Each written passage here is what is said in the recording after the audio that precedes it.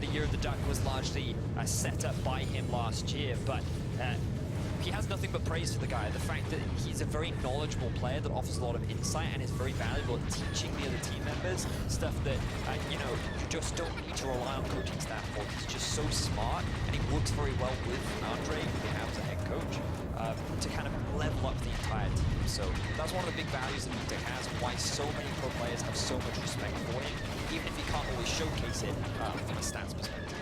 You see the member on the team that people expect to be leveled up, and that is Patrick, a young player by comparison to the rest of these veterans, and doing well so far up in CS in this lane matchup, making good use of this champion that they pick to be lane dominant now, and not afraid to get aggressive here.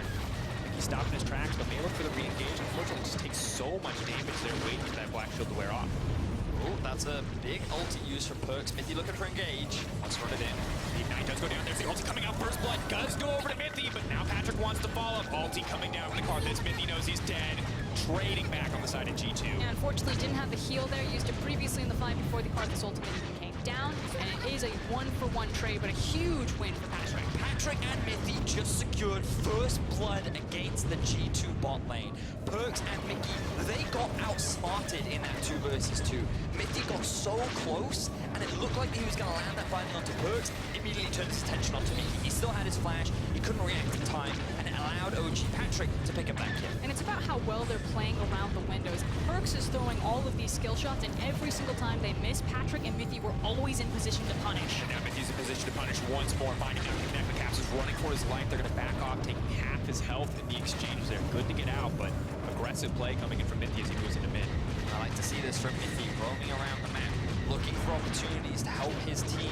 He rushed the boots of mobility, and something that all supports will do a lot more these days. Rather than just go straight back to the bot lane, we'll look to work with the jungler to see if they can utilize some kind of pressure somewhere on the map, maybe get a bit of vision down, and maybe even convert it into a kill. And always try to change up your gank paths. Mithy tried that from the bottom side, but try ganking through top. It's more often not word is off. So keep your eyes on what Mithy does here. He walks up to Perks, makes it look like he is his target, immediately turns onto Mithy. He wasn't expecting it, and if it wasn't for the Ignite, maybe OG walk away with 2 kills, but unfortunately the Requiem is enough to allow the 1-for-1 exchange, and Jankos now, after all that farm, picks himself up a kill. And honestly, the saving grace for G2 in that exchange is the fact that Mithy got the kill and not Patrick. All that farm, all those adoration stacks, not wasted, but definitely not consumed. So G2, not as bad off as they could have been. Both the Karthus pick and the kill to Mithy kind of saving what could have been a very bad play. Right now he's sitting on about 320. Jankos is hanging around. He's gonna go, trying to find a knock-up. Locked up! Sonya's comes out. Now looking for the fire back. Mithy is gonna get taken down. Has he gone too far? A sleepy Draven, not gonna be able to back that one up. Patrick, though, still hungry for blood. And ladies and gentlemen, NA Mithy is dead. EU Mithy is back, at least on the back of those first few bindings. He is looking clean. And Cold is looking for the 3-pointer right now. He just wants Mickey to step forward so he can dunk on him. But that interrupt from Patrick was clean. I don't know if that was reactionary or just luck, but regardless, it stopped the engage from Mickey dead in its tracks, and it meant the OG almost got themselves a kill. At the very least, it will net them 3 turret plates. OG's bot lane looking good. Looks like we're going to get a replay of it, so... I think it was definitely in advance because he wanted to interrupt Mickey as he was trying to escape. It was just convenient timing that he was trying to engage at the same time. Doesn't matter, looked cool. Definitely looked very cool. I give credit to Mithy, I was wrong. Patrick, powerhouse here on the bottom side. Gets the Bloodthirster as well, so going to be very hard for Perks to poke him out. They're going to have to commit for a little bit more if they actually want to cut through the Draven. Of course, the Ignite not available quite yet for Perks, so very difficult to point. And unfortunately, while Karthus can walk down there, Ecos can use the Wall of Pain. He can try to make those ganks work. We just saw the attempt there. That's not really what he wants to do. Back to Vedius' point, Ecos wants to sit in his jungle, and he wants to continue to farm up, get more items, get more to his defining ability to be that ultimate. So, unfortunately for Perks and Mickey, there might not be a lot of help coming for them in this bot lane. It's true. Also, Karthus wants to ult whenever there's a free kill to steal. Alfari now TPing bot, Cold in for the collapse.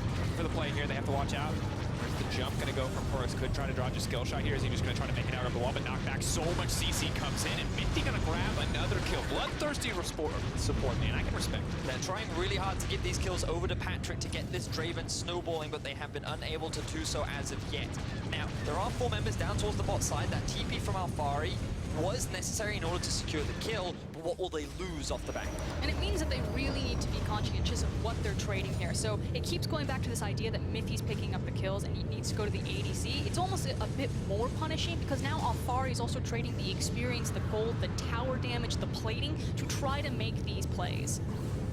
As we take a look back at this one, you can see Perkz landing a clean bubble, but of course, TP committed here, willing to give up a lot just to stop this lane from getting anything else further. And just, I like that we said, OG, you got this bot lane to play around, and they're just doing just that.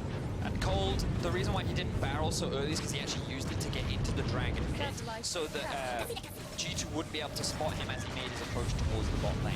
What I would like to bring attention to is when we actually look at the gold, both Patrick and Mithy are ahead, but all the gold G2 sits on Yankos right now. He's doing a great job of farming, and he's kind of that late game insurance for G2. Even though the laning phase isn't going the way that G2 would have liked, he's going to offer this late game team fight damage that will just be so beneficial for G2 the longer this game goes on. And now we need to zoom out and kind of look about how this composition works. When you have a Zoe and when you have a Jace, obviously Poke is going to stand out, but now put a Karthus on top of that. If one of these bubbles lands, if one of these shock blasts land, and you half health anyone, at a certain point, Karthus is just going to finish the job, and you don't even get to be interactive in any team fight.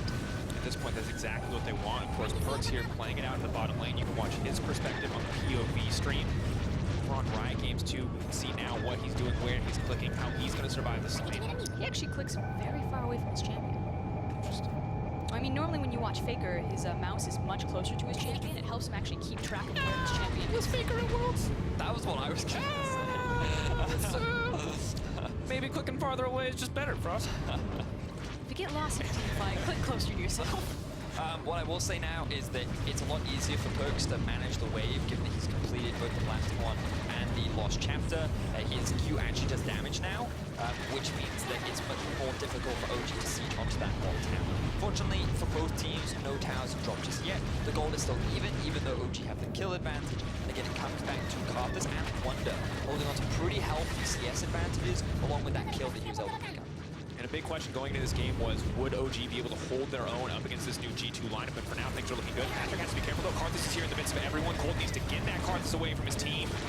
They're going to back off, just looking for the disengage here. Neither team looking to take that fight. I like the fact that OG don't want to overcommit because they know that Karthus has the Requiem available. So you can't go super low health trying to chase these kills and then just get punished across the board.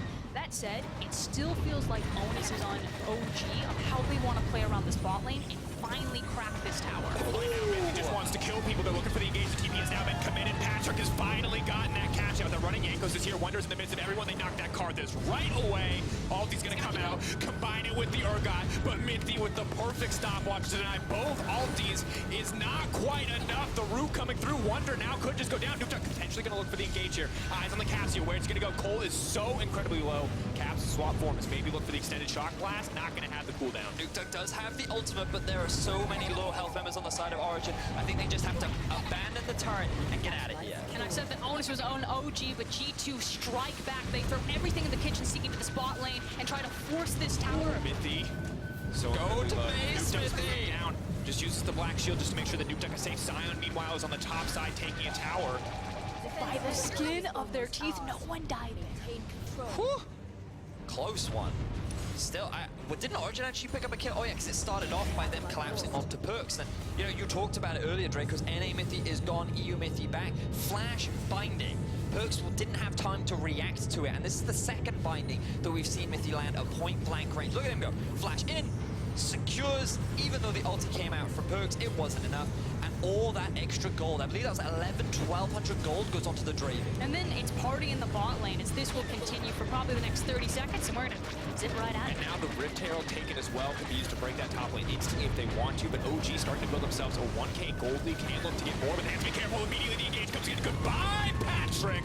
You gotta play lane phase, buddy, but you gotta be a little bit more careful when you walk into that mid lane. And this is where G2's composition is really going to shine. A mid-game poke-oriented comp. They hit you with one of these abilities. One of those bubbles tags, the shock blast is immediately going to follow through. They will very quickly delete members and then use the numbers advantage to pressure objectives on the map. And immediately